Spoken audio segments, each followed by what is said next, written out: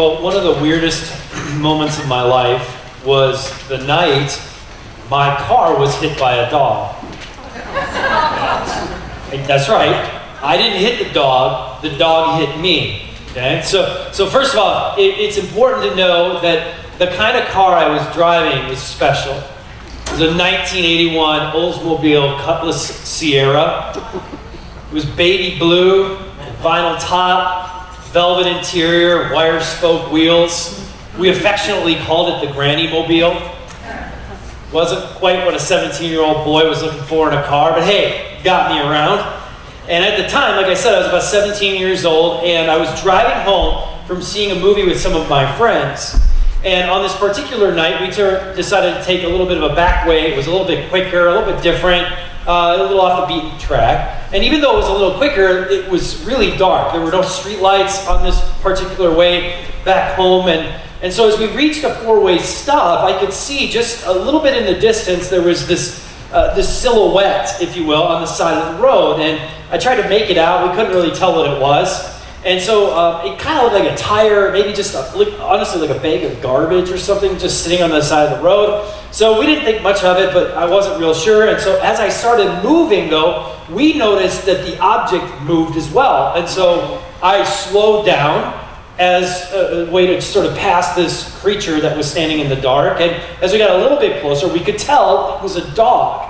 And I veered off into the other lane to try to get around the dog. But as I got closer to the dog, I realized the dog was standing on all fours. And as I got just to the side of the dog ran head first into the passenger side of my car, as hard as he could. And I thought to myself, oh my gosh, I just killed a dog. But then I was like, I didn't really kill the dog killed itself. Is that even a thing? Do dogs kill themselves? I don't know what's going on. So I stopped the car, I got out of the car, and I looked behind, and there was the dog standing there looking at me, a little bit shaken up, I think, and as if to say, thanks a lot, man. Like, seriously, this is a bad move on your part. And then, I looked at it for a second, then it turned around and ran into the dark. And I stood there just dumbfounded, like, what just happened? So I get back in the car, and there was this short silence amongst my friends and me, which was followed by eruptive laughter. Because in that moment, you can't do anything but laugh about what just happened. And we looked at each other and we're like, that was the weirdest thing, a dog just hit your car. Like, you didn't hit the dog hit you. Well, a week or so later, my dad came into my room. I was in my room doing something, and my dad came into my room, and he had this very concerned look on his face. Scratch that. He had a very upset look on his face. And he asked me, Ryan, why is there a huge dent on the side of your car? And I was like, there's no dent in my car. What are you talking about? I mean, I can't imagine how a dent would have gotten in my car. And so he's like, well, come with me. He leads me out to the car, and he takes me around to the passenger side of the car. And there, in the middle of the passenger side door, is a huge dent in the Granny Mobile. And I distinctly remember standing there dumbfounded for a second, because remember, this all happened at night. I never looked at the passenger side of my car. I drove on the driver's side. So it had been a week, maybe a week and a half later, before this was even discovered. And I'm scratching my head like, how could a huge dent get in this car? And with my dad standing there very upset with me, I just bust out laughing, which my dad did not like very much in that moment. He thought this was a little more serious. And then I explained to him, Dad, a dog hit my car. Now, as a father, when my kids tell me what happened, and they say things like, a dog hit my car, I don't usually believe them. Right? It's a little bit like telling the teacher the dog ate the homework. It's like the same thing, but with your dad. And so he was like, haha, very funny, tell me what really happened. But that's what really happened. A dog hit my car. And in the end, my door remained dented with the car until we sold it many years later. I mean, it was a 1981 Cutlass Sierra. There was no point in fixing it. I mean, we would have had to basically pay somebody to take the car at that point. And I learned a few things from this experience. The first thing is this, that dogs are awesome, but they aren't always smart. 2, Oldsmobiles are horrible cars. And 3 is if you run into something head on, you can make a huge dent. And it's that third thing that I'm really focused on as we move forward as a church. There's something in that statement that if you run into something head on, you can make a big dent that applies directly to who we are as a church. You see, we, the church, are called to make a dent. A big dent, the kind of dent where our Father walks around and looks at the dent and is astonished by its size. And the question is, how do we do that? How do we be a church that makes a head-on, huge dent? How can we have the kind of impact that leaves a noticeable dent in our world? Well, we are in the final week of this series called We Are Genesis, and I mentioned earlier we've been looking at where God is leading us as a church and these 4 mission priorities for our church. I mean, we are on a mission. Jesus gives us this mission to go and to make disciples of all the world, that we would baptize them, lead them into a relationship with Jesus Christ, and that is our mission as a church. And so as we think about what does that mean for us uniquely as Genesis, we've come up with these 4 mission priorities, these things that if we do nothing else, we're going to do these things. We're going to develop followers of Jesus, no matter where you might be on that spectrum. We're going to connect people with others because we're better together, because community is important. And last week we talked about we are going to invest in the next generation, because we don't want to be a church in 50 years that looks around and doesn't see the generation that was growing up right in front of our eyes. And if you miss any of those, you can go online, you can watch them. I encourage you to do that. And the end goal is that we would become what we've been saying, we become a thriving community of changed lives, changing lives. Changed lives, changing lives. Say that with me, ready? Changed lives, changing lives. I've said to you, if you want to mock me, I'm okay with that, as long as you mock me saying those words. Because that means you're getting it. My greatest pleasure would be to walk in the lobby and have one of our leadership team members going, I get it, change lives, changing lives. I'd be like, yes, finally, they're getting it. But here's the deal. To do this, we have got to be really focused. You cannot make a huge dent in the world unless you are focused. And if you want, our 4 mission priorities sort of split up into 2 categories. That changed lives piece is really the following Jesus and connecting others or with others. And then the changing lives really fits into those investing in the next generation and what we're going to talk about today, impacting the world. That's who we want to be. It is a focused effort on our part to make a dent in the world. There's one thing I know about Jesus and the first church. It is that they desired to make a huge dent in the world. But they did it in a way that I think is useful for us as we move forward. And so let's start with Jesus, okay? I just want to start with Jesus because that's a great place to start no matter what church you're in or what you're doing. Jesus. I want to just show you how focused Jesus is on the kind of dent that he wants to see happen in the world. And we're going to go to Luke 15. Okay, Luke 15. If you want, you can follow along on the screens. There's in your programs. You can download the YouVersion app. Lots of ways to follow along. But like I said, everything will be on the screens if you want to do it that way. So in Luke chapter 15, this is like a biblical passage that, in the church is cited over and over and over and over and over again. And the reason is that Jesus, through the telling of these stories, reveals so much about who God is and the kind of impact he wants to make in the world. And so Jesus tells a story that gives us a sneak peek into the kind of impact he wishes to have. And that's what he says in Luke chapter 15, starting in verse 1. It says, tax collectors and other notorious sinners, that would be us, by the way, often came to listen to Jesus teach. This made the Pharisees and teachers of religious law complain that he was associating with such sinful people, even eating with them. How dare him? So Jesus told them the story. If a man has 100 sheep and one of them gets lost, what will he do? Won't he leave the 99 others in the wilderness and go to search for the one that is lost until he finds it? And when he has found it, he will joyfully carry it home on his shoulders. When he arrives, he will call together his friends and neighbors, saying, rejoice with me, because I have found my lost sheep. In the same way, There is more joy in heaven over one lost sinner who repents and returns to God than over 99 others who are righteous and have strayed away.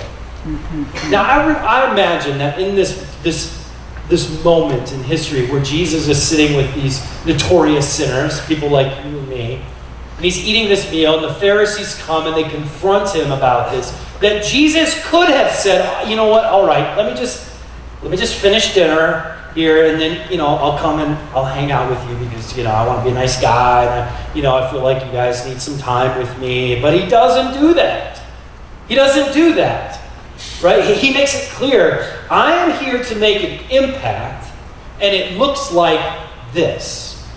It looks like this. It looks like the shepherd who goes for the one and leaves the 99. I am not so concerned about what you think, Pharisees, because I have a focused impact to make in this world. And that's what I call it. It's a focused impact that Jesus wants to make. Focused impact is when you are willing to set aside good things for better things. Right? Jesus meeting with the Pharisees, that actually could have been a good thing. But him meeting with the group of notorious sinners was the better thing.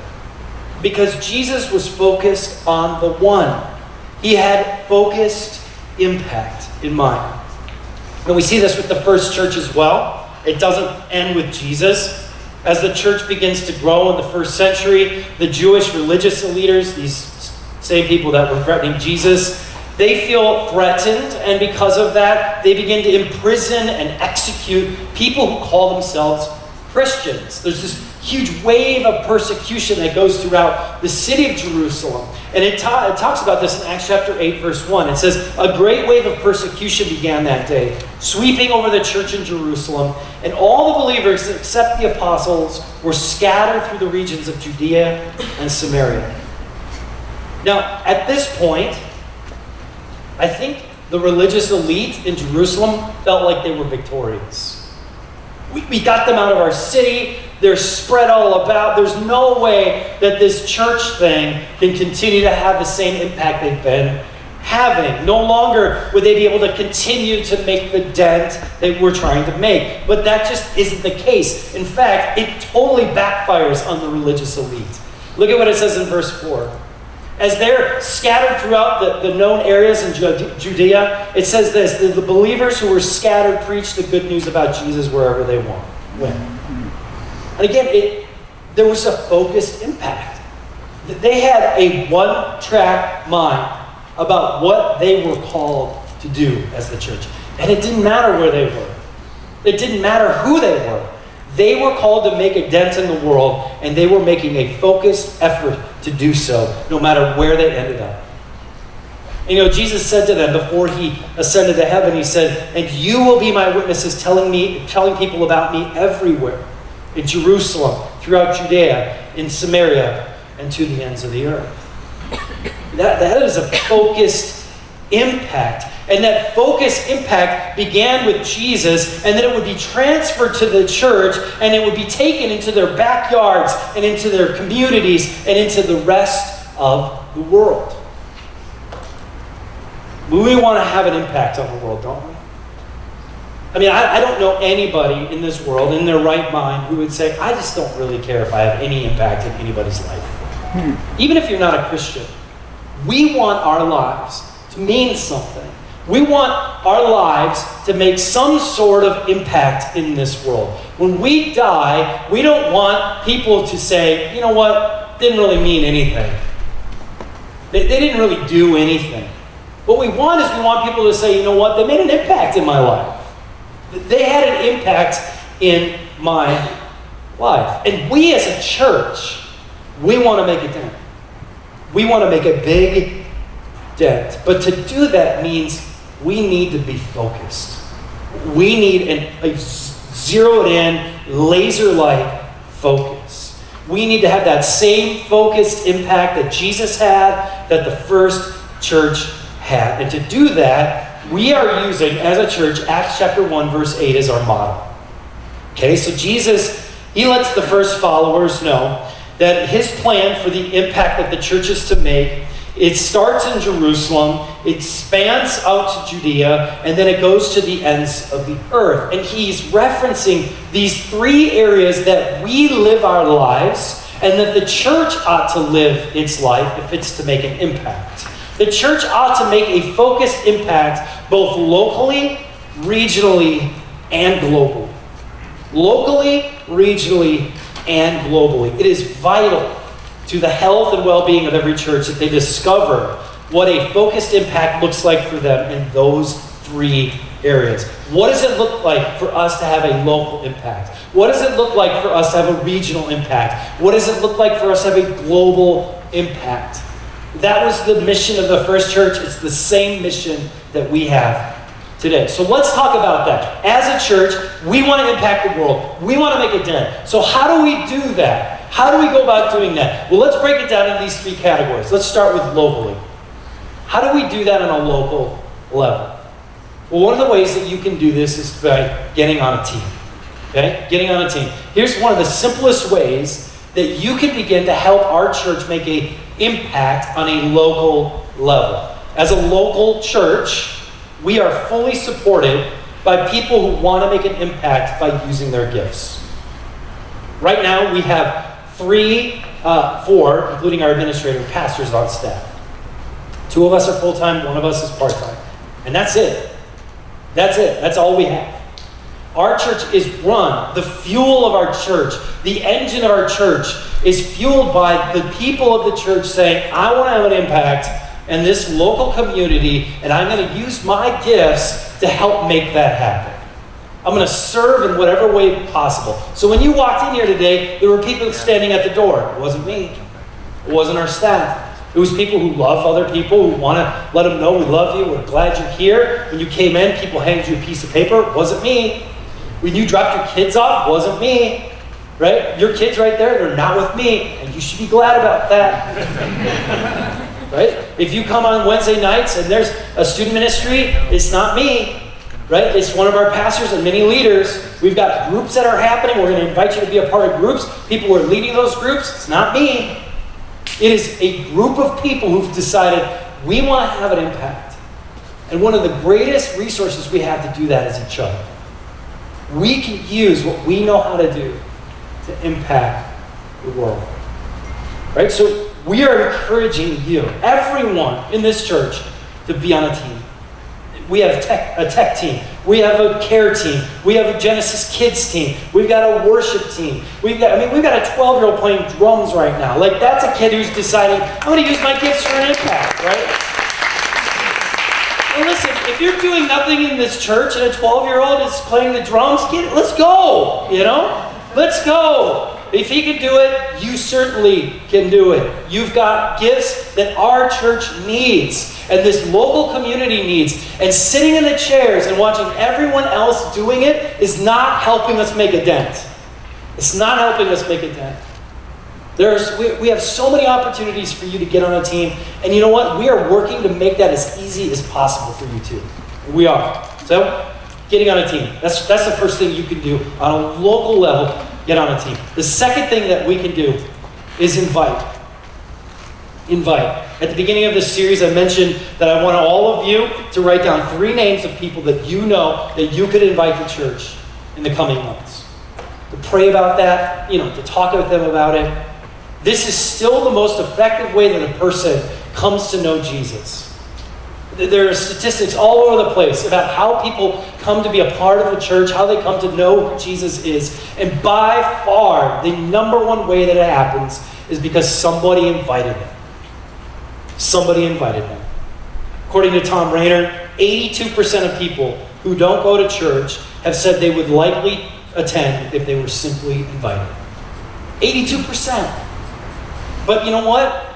Only 21% of us are even inviting someone. Of course, you don't have to have a church. Here's the thing. You've got to have a church that you want to invite somebody to. Okay? I've been to churches before, and I'll be honest, I don't know if I'd want to go there, and I certainly don't know if I'd want to invite my friends there. We don't want to be that kind of church. We want to be the kind of church you would want to invite your friends, your family members, your coworkers too. We work really hard to make sure that this experience on a Sunday morning is something you would say, you know what, I would bring my friend to that. I want to bring my friend to that.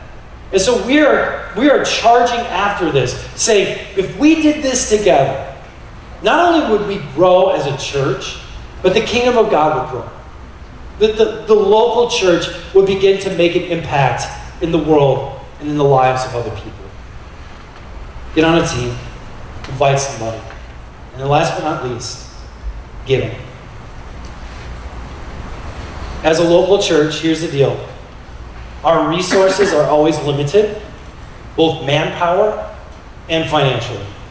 Again, I don't fund this whole thing. I couldn't possibly do that. I do what I can, but I don't do all of it. How the lights stay on, how we even have church on a Sunday morning is because people in our church have decided, I want this church to have an impact, and so I'm going to give to what God is doing in and through it. Now, I don't know where you are with that. And listen, this is not me saying, shame on you if you don't give. Okay? Everybody's in a different place with this. But here's what I want to challenge you with. Maybe you've never given before, but you really want our church to have an impact. Just start somewhere. Start small and be consistent with it. Maybe it's every week, maybe it's every month, I don't know. Maybe you have been giving, but you have not been giving what you know you ought to or that you know you could. And that you want our church to have an impact and that you could give a little bit more to what God is doing in and through this. And let me just say this again, because people get weirded out and understand. If you give more money, I don't get paid anymore. I don't get any more money. If somebody came here and gave $9 million, you know how many dollars I would see of that personally? 0. Okay, so this isn't about me making more money. Trust me, if I wanted to make more money, I would not do this.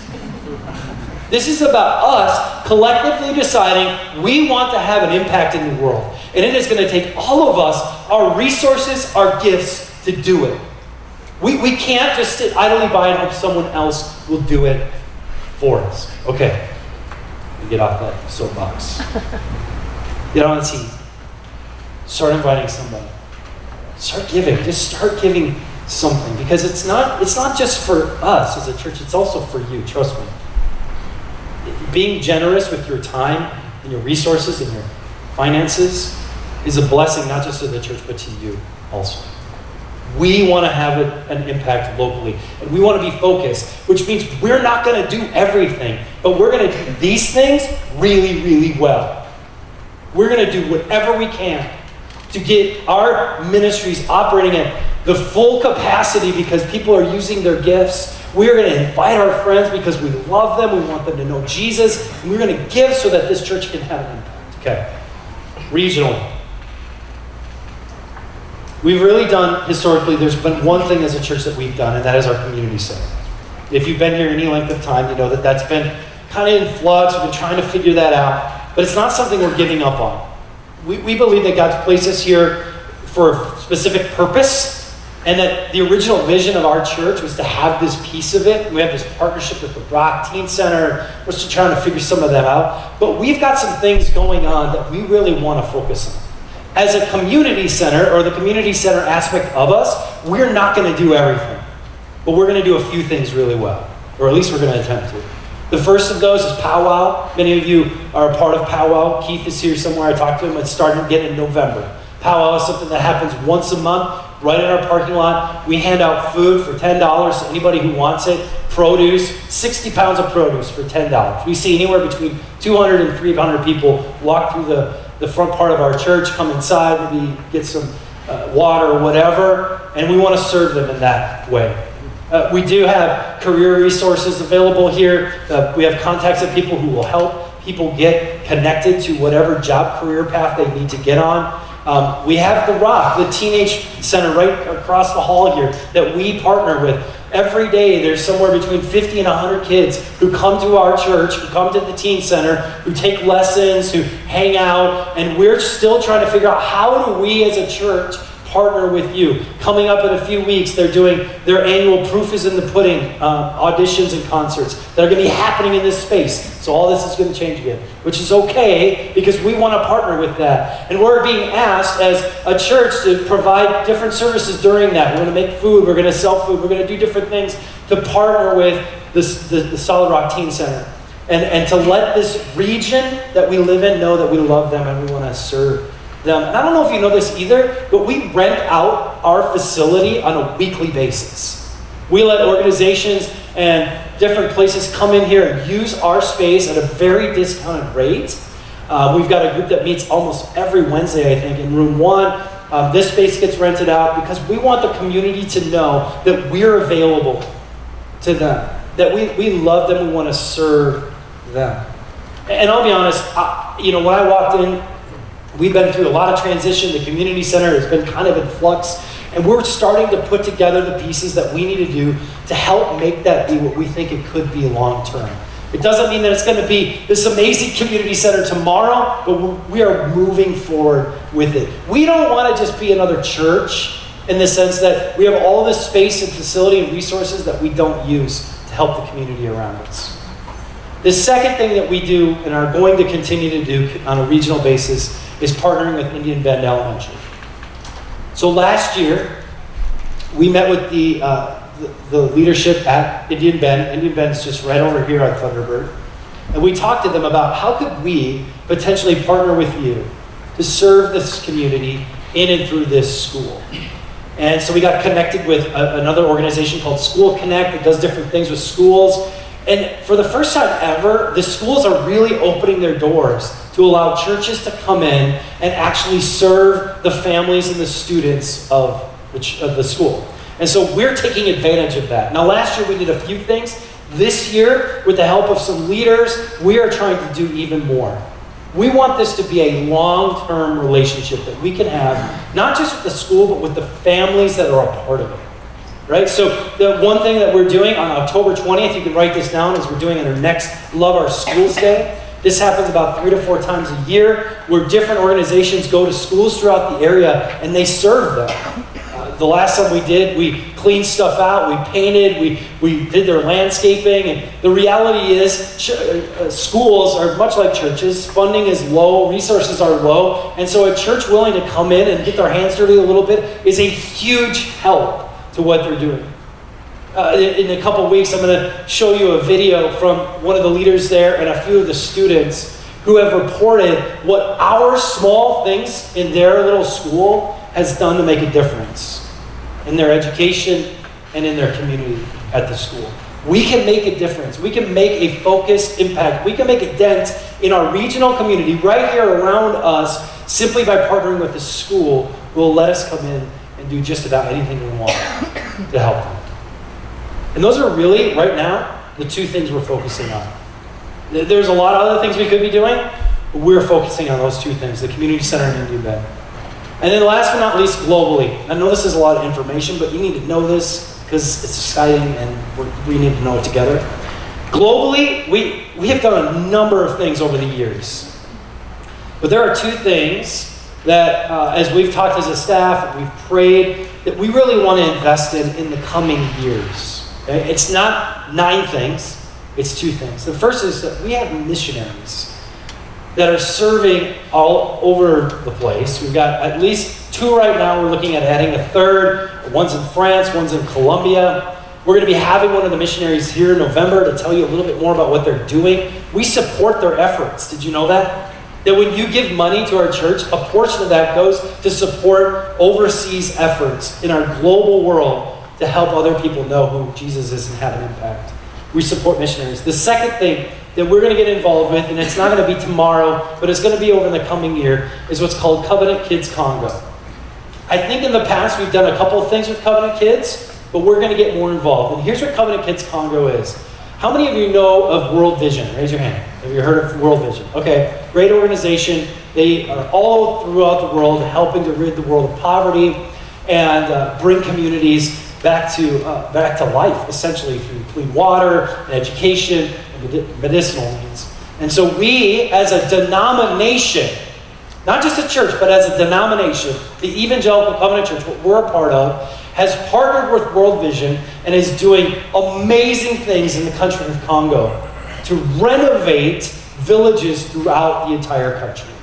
If you know anything about Congo, over the last 25 years, it has been in absolute disarray. Civil war, genocide, you name it, disease, they're going through it. And so we as a denomination have decided we're going to make an impact. We're going to make a dent. And so hundreds of covenant churches, just like ours, are committed to being a part of that effort. And we want to do the same. We want to be a part of that. We want to do something that doesn't let us forget that there is a world out there of 7.5 billion people who are in need of the same resources, the same love, and the same faith that we have. That is so critical and essential. And it's what Jesus said he wanted. To go to the ends of the earth. Now, I'm going to be honest with you. A lot of this is in its infancy. Right? We haven't figured all of this out. What we have figured out is that this is where we feel God is leading us to go. And we want to do that together as a church. We believe that if we were to do these things at the greatest level that we could, that we would make a big dent. Locally, regionally, and globally. In 5 years, my hope is that we look back on this time and we think, look at what God did through the focused impact that he had for us. And here's the thing. I know this can be a lot to digest. It's like, wow, I don't even know where to start. So let me just give you a place to start. Okay? I want you to start with 3 things. Okay? I can't do 4 things. I don't know why that is. I can do 3 things. You give me a 4th, and then I don't do any of it. I don't know why that is. But I can do 3 things. So here's the 3 things I want you to consider doing. The first thing is this. Get on a team. Get on a team. If you like to make coffee, go out there and tell them you want to make coffee with them. It's really fun. You get all the coffee you want. If you want to hang out with kids, and we desperately need people who want to hang out with kids. Because you know what? I don't know if you've looked around, but there's like 45 kids all of a sudden in our church. And there's people in our church who are making more babies. So, here's the deal. We need people to help love these kids, help invest in this next generation. They need you. Okay? If you have any level of love for kids, let us know. Get on a team. Get back there. Hang out with them. It'll be well worth your time. Get on a team. We need tech team people. If you have musical skills, we'll be the judge of that. If you have music skills, we'd love to have you up here. If you want to, do behind the scenes stuff, we'd love that. If you love to care for people, we'd love that. Get on a team. Take that kind of card out. Find one of those ministries, and we will get you started. If you're not committing for life, just try something. Okay? That's number 1. Number 2, I want as many people as possible to serve at Love Our Schools Day on October 20th. It's a Saturday. It's in the morning. It runs from about 9 to noon. We're going to serve. We're going to get our hands dirty. We're going to get a little sweaty, get a little dirty. I'm not sure exactly what we're going to do yet. There's going to be different projects. And then we're all going to come back here. We're going to hang out. We're going to have a meal together. It's going to be a great time. But I want us collectively as a church to start really making an impact in and through that school. Serve at Love Our Schools Day. And last but not least, I want you to consider inviting someone to iQuit. Now, you're like, what's iQuit? I'm going to talk about that in a minute. That's our next series, which starts next week. Okay? It's going to be a great series. It's going to be a great opportunity for you to invite somebody who maybe doesn't go to church very often or never goes to church. That would be awesome. We would love that. 3 things. That's it. 3 things. Get on a team. Sign up for Love Our Schools Day when that comes around, and invite someone to our church. If we, just think about it, if we collectively just did those 3 things, what might happen? That'd be a great starting point, wouldn't it? For us to start making an impact in our world. And here's the deal, I'll go back to it. Making a dent, a big dent, requires focused impact. We can't do everything, but we can do some things really, really well. But we intend to be focused in these areas. And I believe that if we come together as a church and focus our energies in those areas, I think we're going to be astonished at the dent that God creates in and through us. Let me pray.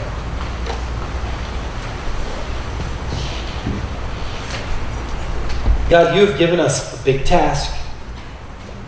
It is not to be taken lightly.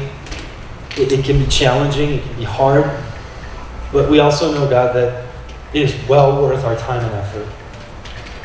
That when we take the time to really invest in what you have for us, both locally, regionally, and globally, that you give us the capacity to do things that we didn't know would even be possible. I know, God, that as we